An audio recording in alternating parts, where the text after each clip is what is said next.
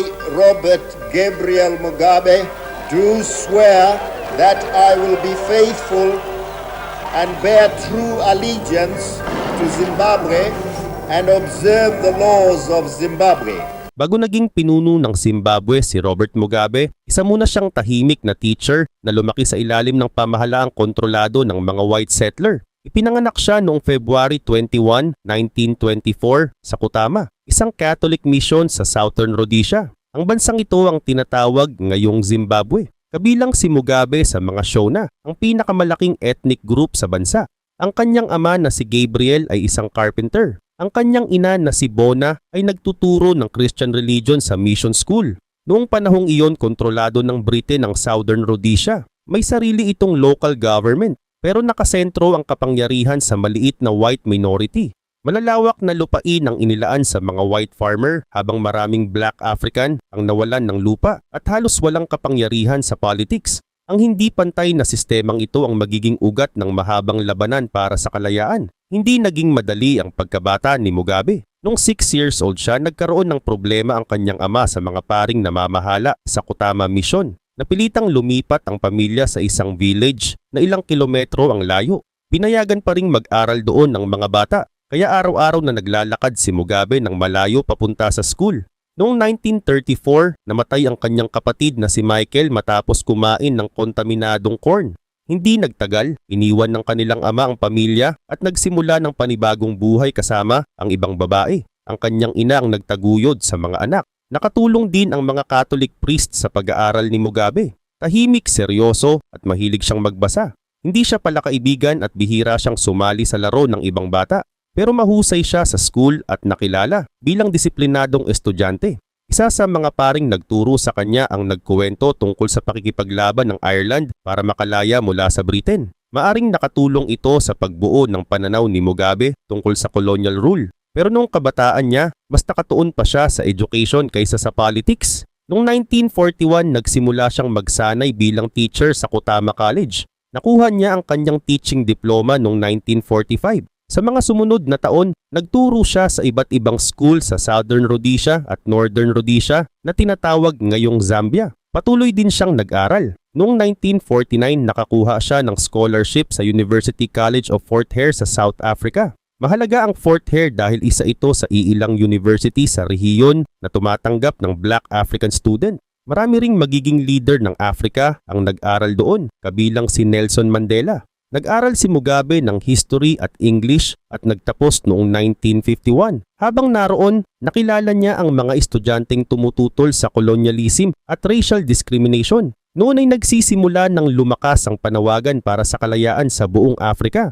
Pagkatapos ng World War II, maraming African ang nagsimulang magtanong kung bakit patuloy silang pinamumunuan ng mga bansang European. Naging malaking inspirasyon ang paglaya ng India mula sa Britain noong 1947. Pero sa South Africa, kabaligtaran ang nangyari. Noong 1948, opisyal na ipinatupad ang apartheid na isa itong sistemang naghihiwalay sa mga tao batay sa kulay ng balat at nagbibigay ng mas malaking kapangyarihan at karapatan sa white minority. Nakita ni Mugabe ang ganitong discrimination habang nag-aaral at nagtatrabaho sa rehiyon.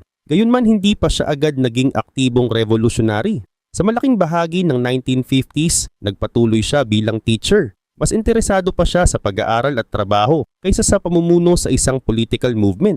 Nagbago iyon nang pumunta siya sa Ghana noong 1958. Katatapos lamang makalaya ng Ghana mula sa Britain. Ito ang unang bansa sa Sub-Saharan Africa na nakalaya mula sa European colonial rule. Pinamunuan ito ni Kwame Nkrumah, isang leader na naniniwalang dapat pamahalaan ng mga African ang sarili nilang bansa at magtulungan laban sa colonialism. Sa Ghana nakita ni Mugabe ang isang bansang pinamumunuan ng mga Black African. Doon siya lalong nahikayat sa African nationalism at Marxism. Ang African nationalism ay paniniwalang dapat makalaya at mamahala sa sarili ang mga mamamayan ng Afrika. Ang Marxism naman ay political at economic belief na tumututol sa malawak na pagkakaiba ng mayaman at mahirap at nagbibigay diin sa kontrol ng lipunan sa lupa at mahahalagang negosyo. Sa Ghana rin nakilala ni Mugabe si Sally Hayfron, isang teacher na magiging una niyang asawa at makakasama niya sa political struggle. Noong 1960, bumalik si Mugabe sa Southern Rhodesia. Mas mainit na noon ang political situation. 3 taon bago nito, itinatag ni Joshua Nkomo ang Southern Rhodesian African National Congress. Layunin nitong wakasan na ang white minority rule at bigyan ng tunay na karapatang bumoto ang black majority. Pero noong 1959 ipinagbawal ng government ang grupo. Pinalitan ito ng National Democratic Party, isang bagong organisasyong nagpatuloy sa panawagan para sa majority rule. Sa tulong ng kaibigan niyang si Leopold Takawira, sumali si Mugabe sa partido. Mahusay siyang magsalita at magsulat. Dahil teacher siya at malawak ang pinag-aralan, mabilis siyang napansin ng mga leader ng nationalist movement. Ito ang simula ng pagbabago niya mula sa tahimik na guro tungo sa isang aktibong kalaban ng colonial government. Pero habang lumalakas ang panawagan para sa kalayaan, lalong naghigpit ang white-led government. At sa halip na mapayapang political campaign lamang, unti-unting hahantong ang laban sa pagkakakulong, armadong rebellion at isang mahabang digmaan para sa magiging bansang Zimbabwe. Pagsapit ng early 1960s, mas naging aktibo si Robert Mugabe sa kilusang humihingi ng kalayaan at pantay na karapatang bumoto para sa black majority. Pero paulit-ulit na ipinagbabawal ng white-led government ang mga nationalist party. Nang ipagbawal ang National Democratic Party noong late 1961, tumulong ang mga leader nito sa pagbuo ng Zimbabwe African People's Union o ZAPU. Pinamunuan ito ni Joshua Nkomo habang naging publicity secretary si Mugabe. Trabaho niyang ipaliwanag sa publiko ang layunin ng partido at palakasin ng suporta rito. Samantala lalong humigpit ang pamahalaan. Noong 1962, nanalo sa eleksyon ng Rhodesian Front, isang right-wing party na kumakatawan sa interes ng white settler. Napakakaunti lamang ng black African na maaaring bumoto noon. Kaya kahit sila ang malaking majority ng populasyon, kontrolado pa rin ng white minority ang politics, lupa at mahahalagang negosyo. Nagkaroon din ng hindi pagkakasundo sa loob ng ZAPU. Gusto ni Nkomo na ipagpatuloy ang political pressure at negotiation. Pero naniniwala sina Mugabe at ilang kasama niya na hindi ibibigay ng government ang majority rule sa mapayapang paraan lamang. Dahil dito, humiwalay sila noong 1963 at binuo ang Zimbabwe African National Union or ZANU. Magkaiba na ngayon ang dalawang pangunahing nationalist group na natili kay Nkomo ang ZAPU. Samantala, naging Secretary General ng ZANU si Mugabe. Pareho nilang gustong wakasan ng white minority rule. Pero magkaiba ang kanilang leadership, military organization at pangunahing suportang ethnic. Mas malakas ang ZANU sa mga show na, habang mas malakas ang ZAPU sa maraming indebele. Ang pagkakahating ito ay magdudulot ng matinding problema kahit matapos makamit ng bansa ang kalayaan. Hindi nagtagal, inaresto si Mugabe dahil sa kanyang political speeches at pagtutol sa government. Noong 1964, sinintensyahan siya ng pagkakulong. Dahil sa mga bagong detention order na natili siya sa kulungan ng halos 11 years at pinalaya lamang noong November 1974. Habang nakakulong si Mugabe, tuluyang nagbago ang Southern Rhodesia. Noong 1964, pinayagan na ng Britain na maging independent ang dalawang kalapit na kolonya ng Southern Rhodesia. Ang Northern Rhodesia ay naging bansang Zambia, habang ang Nyasaland naman ay naging Malawi. Sa dalawang bansang ito, ang black majority ang binigyan ng karapatang mamuno sa bagong government. Pero iba ang sitwasyon sa Southern Rhodesia. Dito, kontrolado ng maliit na white minority ang government, military at malaking bahagi ng lupa at negosyo. Kahit mas marami ang black African sa populasyon, kakaunti lamang sa kanila ang may karapatang bumoto at halos wala silang kapangyarihan sa politics. Handa rin sanang bigyan ng Britain ng independence ang Southern Rhodesia. Pero may kondisyon ito. Kailangan munang magkaroon ng government na tunay na kumakatawan sa black majority. Pero ayaw itong tanggapin ni Prime Minister Ian Smith at ng kanyang white-led government. Natatakot silang kapag nabigyan ng pantay na karapatang bumoto ang black majority, mawawala sa kanila ang kontrol sa bansa. Kaya noong November 11, 1965, nagdeklara si Ian Smith na independent na ang Southern Rhodesia mula sa Britain. Pero ginawa niya ito nang walang pahintulot ng British government. Ibig sabihin, idineklara ni Smith ang independence upang mapanatili ng white minority ang kapangyarihan, hindi upang ibigay ang pamamahala sa majority ng mga mamamayan. Dahil dito, hindi kinilala ng Britain at ng malaking bahagi ng international community ang bagong government ng Rhodesia. Ito rin ang isa sa mga pangunahing dahilan kung bakit lalo pang lumala ang armadong labanan sa bansa.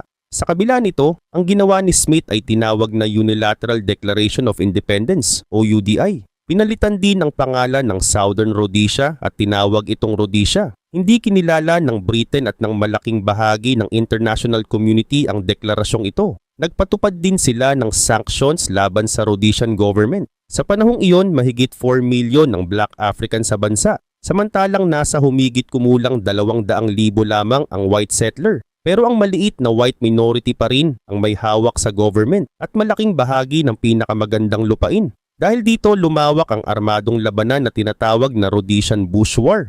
Tinatawag din ito ng maraming Zimbabwean na Second Chimurenga na nangangahulugang ikalawang pakikibaka para sa kalayaan. May kanya-kanyang military wing ang ZANU at ZAPU. Ang ZANU ay may Zimbabwe African National Liberation Army o ZANLA.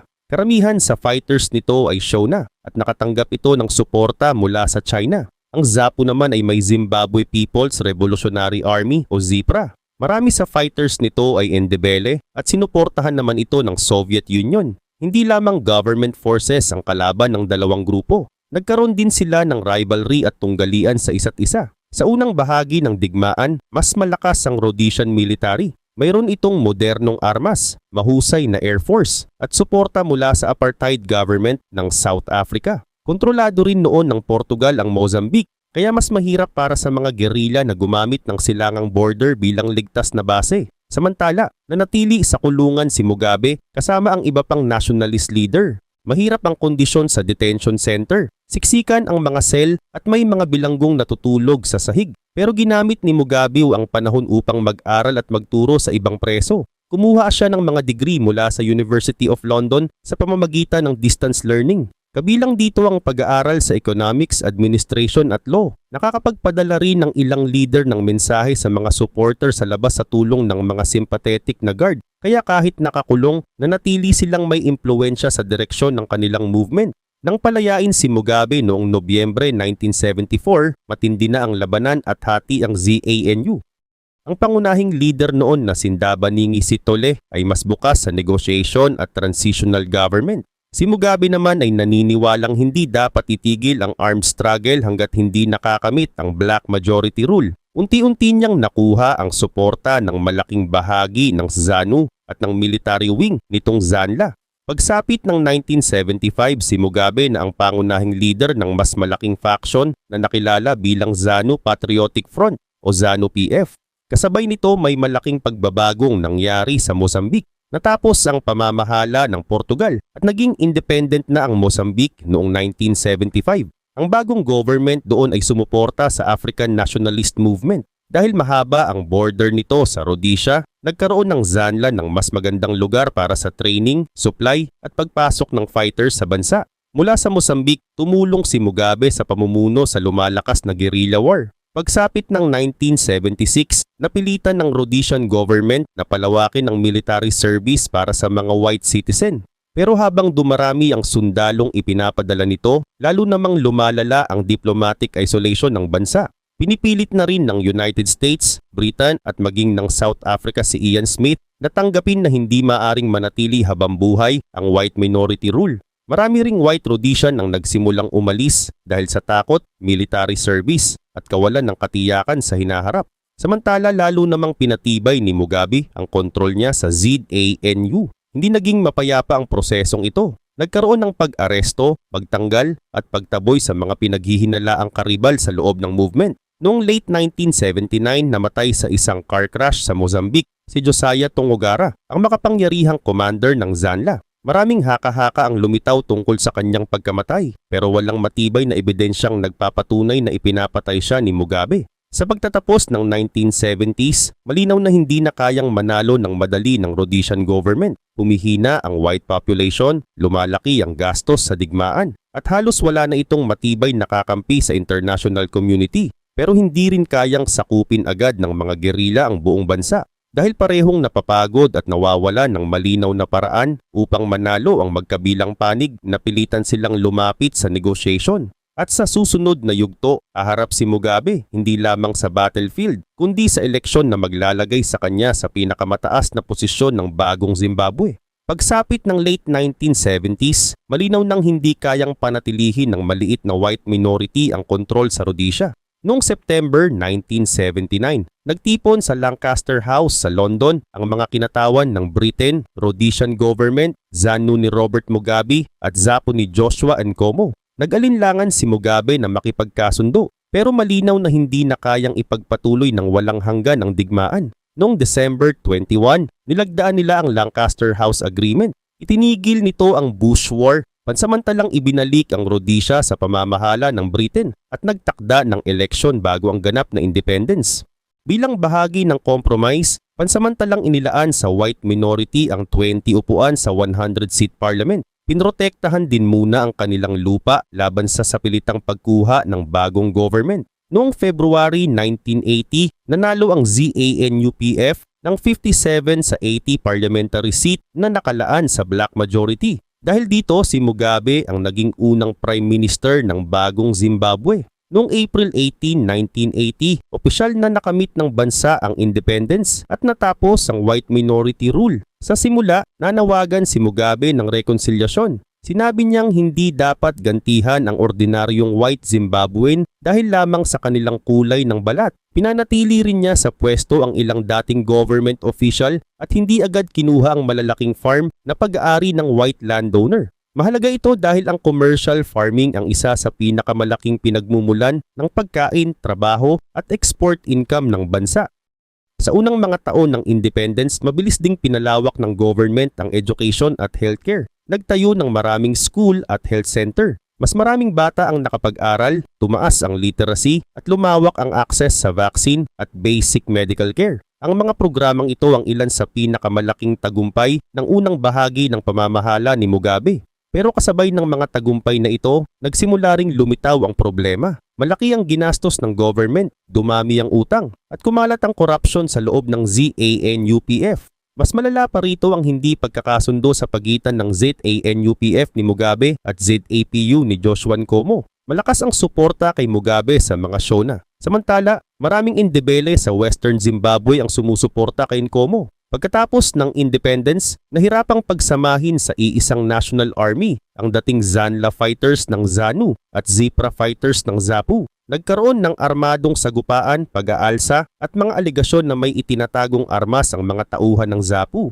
Ginamit ito ng government bilang dahilan upang magpadala ng espesyal na military unit sa Matabeleland. Tinawag itong 5th Brigade. Sinanay ito ng mga military advisor mula North Korea at direktang sumunod sa government ni Mugabe. Noong 1983, sinimulan nito ang operasyon na tinawag na Gukura Hundi. Ang salitang ito ay tumutukoy sa unang ulan na nag-aalis ng tuyong dumi bago dumating ang mas malakas na ulan. Pero sa aktual na operasyon, hindi lamang armadong rebelde ang tinarget. Maraming ordinaryong ndebele civilian ang inaresto, pinahirapan, pinilit na umalis sa kanilang tahanan o pinatay. Buong community ang itinuring na taga-suporta ng mga kalaban ni Mugabe. Hindi tiyak ang eksaktong bilang ng namatay. Pero ayon sa mga human rights report, libo-libo ang napatay at maaaring umabot sa humigit kumulang 20,000 ang mga biktima sa pagitan ng 1982 at 1987. Hindi ito simpleng military operation laban sa ilang rebelde. Ginamit din ito upang pahinain ng ZAPU at durugin ang pangunahing political opposition ni Mugabe. Noong 1987, napilitang lumagda si Joshua Nkomo sa Unity Accord. Sa kasunduang ito, pinagsama ang ZAPU at ZANU-PF. Naging bahagi ng government si Nkomo, pero halos nawala ang ZAPU bilang independent opposition party. Sa parehong taon, binago rin ang constitution. Tinanggal ang posisyon ng prime minister at ginawa si Mugabe na executive president. Bilang presidente, hawak niya ang pamumuno sa government, military at malaking bahagi ng political system. Sa loob lamang ng 7 years mula nang makamit ang independence, nagbago ang larawan ni Mugabe. Noong 1980, nakita siya ng marami bilang liberation hero na nangakong pag-iisahin ng bansa. Pero pagsapit ng 1987, malinaw nang gumagamit siya ng military violence, takot at pagbabago sa konstitusyon upang alisin ang mga kalaban at palakasin ang sariling kapangyarihan. At mula rito, ang dating laban para sa kalayaan ay unti-unting magiging laban ni Mugabe upang manatili sa pamumuno. Pagsapit ng 1990s, ganap ng kontrolado ni Robert Mugabe at ng ZANU-PF ang politics ng Zimbabwe. Sa international stage, kilala pa rin siya bilang dating freedom fighter at matapang na kritiko ng apartheid sa South Africa. Pero sa loob ng Zimbabwe, unti-unting lumalala ang corruption, unemployment, utang ng government at kakulangan ng trabaho. Noong 1992, namatay ang una niyang asawang si Sally dahil sa sakit sa kidney. Kalaunan, pinakasalan ni Mugabe si Grace Marufu. Nagkaroon na sila ng relasyon at mga anak habang buhay pa si Sally. Naging makapangyarihan din si Grace sa ZANU-PF. Nakilala siya sa magarbong pamumuhay at mamahaling shopping habang maraming ordinaryong Zimbabwean ang naghihirap. Noong 1998, ipinadala ni Mugabe ang libu-libong sundalo ng Zimbabwe sa Democratic Republic of the Congo. Sinuportahan nila ang government ni President Laurent Kabila laban sa mga rebelde at dayuhang puwersa. Malaki ang ginastos ng Zimbabwe sa digmaang ito. Maraming mamamayan ang tumutol dahil hindi malinaw kung paano makikinabang ang kanilang bansa habang lumalala ang sariling ekonomi. Kasabay nito, mas naging seryoso ang problema sa lupa. Mula pa noong panahon ng colonial rule, malaking bahagi ng pinakamagandang farmland ang nanatili sa kamay ng maliit na white minority. Tunay at makatarungan ang panawagan na ipamahagi ang lupa sa mas maraming black Zimbabwean. Pero noong around 2000, sinimulan ng government ang fast-track land reform program. Mabilis na sinakop ang maraming commercial farm. May mga white farmer, black farm worker at political opponent na binugbog, pinaalis o pinatay ng mga grupong konektado sa ruling party. Hindi rin palaging mahihirap na magsasaka ang nakatanggap ng lupa. May malalaking farm na napunta sa military officer at matataas na opisyal ng ZANU-PF.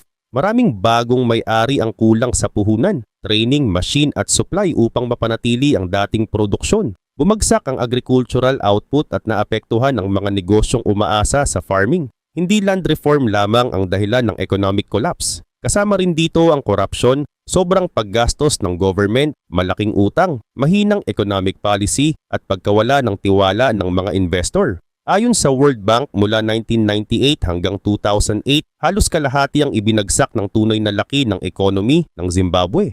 Habang lumalala ang krisis, lumakas ang oposisyon. Noong 1999, itinatag ni Morgan Tsvangirai ang Movement for Democratic Change o MDC. Dati siyang leader ng labor union at naging pangunahing kalaban ni Mugabe. Sa presidential election noong 2002, opisyal na nanalo muli si Mugabe. Pero maraming observer at human rights group ang nag-ulat ng intimidation, karahasan at seryosong problema sa election process. Lalo ring nasira ang relasyon ng Zimbabwe sa ibang bansa. Sinuspinde ito sa Commonwealth noong 2002 dahil sa mga alegasyon ng election abuse. Nang palawigin ang suspension, kusang umalis ang Zimbabwe sa organisasyon noong 2003. Samantala, patuloy na bumagsak ang halaga ng Zimbabwean dollar. Upang punduhan ang malaking gastos at bayaran ng utang, nagprint ang central bank ng napakaraming bagong pera. Kapag masyadong maraming pera ang umiikot pero kaunti ang produkto, mabilis tumataas ang presyo. Ito ang naging hyperinflation. May mga panahong nagbabago ang presyo sa loob lamang ng ilang oras. Nawalan ng halaga ang sahod, pensyon at ipon ng mga tao. Naglabas ang government ng banknote na may halagang billions at trillions. Pero kahit napakalaki ng numerong nakasulat, kaunti lamang ang mabibili nito. Pagsapit ng 2009, halos hindi na ginagamit ang Zimbabwean dollar at mas umasa ang bansa sa foreign currency tulad ng United States dollar at South African rand. Ayon sa World Bank, winasak ng hyperinflation ang savings at normal na takbo ng negosyo. Sa gitna ng krisis, dumating ang presidential election noong March 2008. Nakakuha si Morgan Tsvangirai ng mas maraming boto kaysa kay Mugabe sa unang round. Pero hindi siya umabot sa higit 50%, kaya kailangan ng runoff election. Pagkatapos nito, lumawak ang pag-atake sa mga supporter ng MDC. Ayon sa Human Rights Watch, may organisadong karahasan, torture at intimidation na kinasangkutan ng security forces at mga supporter ng ZANU-PF. Dahil sa karahasan, umatras si Tsvangirai sa runoff. Naiwan si Mugabe bilang tanging pangunahing kandidato at idineklarang panalo. Pero hindi kinilala ng marami ang eleksyon bilang malaya at patas. Sa ilalim ng international pressure, pumayag si Mugabe sa power sharing agreement. Nanatili siyang president habang naging prime minister si Tsvangirai noong 2009. Nakatulong ang paggamit ng foreign currency upang pansamantalang mapababa ang inflation. Pero nanatili kay Mugabe at sa ZANU-PF ang kontrol sa military, police at mahahalagang bahagi ng government. Noong 2013, muling nanalo si Mugabe sa presidential election. Sinabi ng kanyang mga kalaban na may problema sa voter registration at election process. Hindi nawala ang pagdududa sa tunay na kalayaan ng pagboto. Pero mas malaking problema na ngayon ang kanyang edad at kung sino ang papalit sa kanya. Pagsapit ng 2017, 93 years old na si Mugabe. Dalawang grupo sa loob ng ZANU-PF ang nag-aagawan sa succession. Ang una ay konektado kay Vice President Emerson Mnangagwa, isang matagal ng kasama ni Mugabe. Ang isa naman ay sumuporta kay Grace Mugabe na lumalakas ang impluwensya at pinaniniwala ang gustong pumalit sa kanyang asawa. Noong Nobyembre 2017, tinanggal ni Mugabe si Mnangagwa sa pwesto. Nakita ito ng military bilang hakbang upang ihanda si Grace sa pagkapangulo. Noong Nobyembre 14, kumilos ang military at kinontrol ang mahahalagang lugar sa Harare. Hindi nila ito agad tinawag na coup. Sinabi nilang mga kriminal lamang sa paligid ni Mugabe ang kanilang tinatarget. Pero sa aktual inilagay nila sa house arrest ang presidente at pinilit siyang bumaba. Una ay tumanggi si Mugabe. Pero nang alisin siya ng ZANU-PF bilang party leader at simulan ng parliament ang impeachment, tuluyan siyang nag-resign noong Nobyembre 21. Natapos ang 37 taong pamumuno. Pumalit bilang presidente si Emerson Mnangagwa. Hindi ikinulong si Mugabe at hindi rin siya tuluyang inalisan ng kanyang yaman at benepisyo. Pinayagan siyang manatili sa Zimbabwe at magpagamot sa ibang bansa. Noong September 6, 2019, namatay si Robert Mugabe sa Singapore sa edad na 95. Ibinalik ang kanyang katawan sa Zimbabwe at kalaunan ay inilibing siya sa Kutama, ang lugar kung saan siya ipinanganak. Magkasalungat ang dalawang bahagi ng kanyang legacy. Sa unang bahagi ng kanyang buhay, tumulong siyang wakasan ang pamamahala ng white minority at ang sistemang nagkait ng lupa at political rights sa black majority.